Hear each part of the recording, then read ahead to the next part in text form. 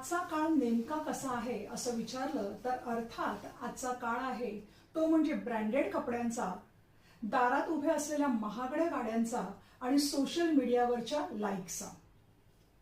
खरं तर आज आपण प्रगती खूपच केली आहे, पण या सगळ्या झगमगाटामध्ये आपली संस्कारांची शिदोरी कुठेतरी मागे पडते असं तुम्हाला सुद्धा जाणवतंय का?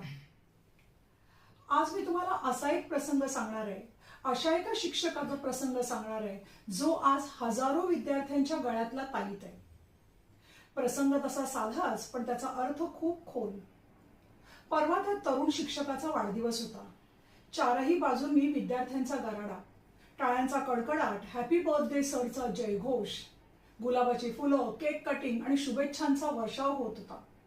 तेवढ्यात त्या तरुण शिक्षकाची नजर गर्दीमध्ये वयाने सिनियर असलेल्या एका को टीचरकडे गेली।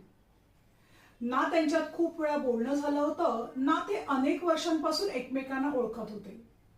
ते फक्त एकमेकांचे सहकारी होते इतकीच काय ती ओळख। पण तो तरुण शिक्षक तत्परतेने पुढे झाला। उपस्थित विद्यार्थ्यांच्या समोर कुठलीही लाज न बाळगता त्याने त्या सहकार्याच्या पाया पडून भरभरून आशीर्वाद घेतले। आजच्या पिढीला मला हेच सांगायचंय, रक्ताची नाती तर सगळेच जपतात, त्यात काय विशेष, पण नातं नसताना सुद्धा केवळ वयाने आणि अनुभवाने मोठ्या असलेल्या माणसांचा सन्मान करणं हेच खरे संस्कार आहेत आणि हीच खरी आपली संस्कृती आहे। मला असं नेहमी वाटतं की मुलं उपदेशापेक्षा निरीक्षणाने जास्त शिकत असतात। जर आपण आपल्या घरामध्ये मोठ्यांचा मान राखला, शब्दांना पक्के राहिलो, संयम पाळला, तर मग मुलं आपसुकच त्याचं अनुकरण करत असतात। आपण जसे वागतो तशीच मुलं घडतात, हा संस्कारांचा पहिला नियम आहे।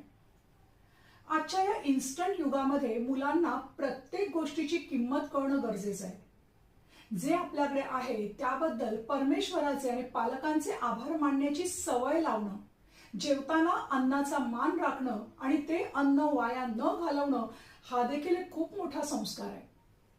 सण उत्सवांच्या निमित्ताने गरीब लोकांना मदत करणं, निसर्गाची काळजी घेणं, अशा या उपक्रमांमध्ये सामील होऊन मी कडून आम्हीकडे जाण्याची वृत्ती निर्माण होणं आज गरजेचं आहे।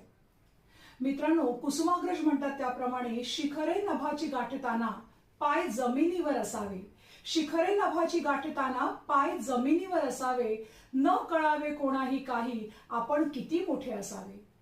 आज त्या तरुण शिक्षकाने केवळ एका ज्येष्ठाच्या पायाला स्पर्श केलेला नाहीये, तर आपल्या हजारो विद्यार्थ्यांच्या मनाला स्पर्श केलाय आणि संस्काराची खरी व्याख्या पटवून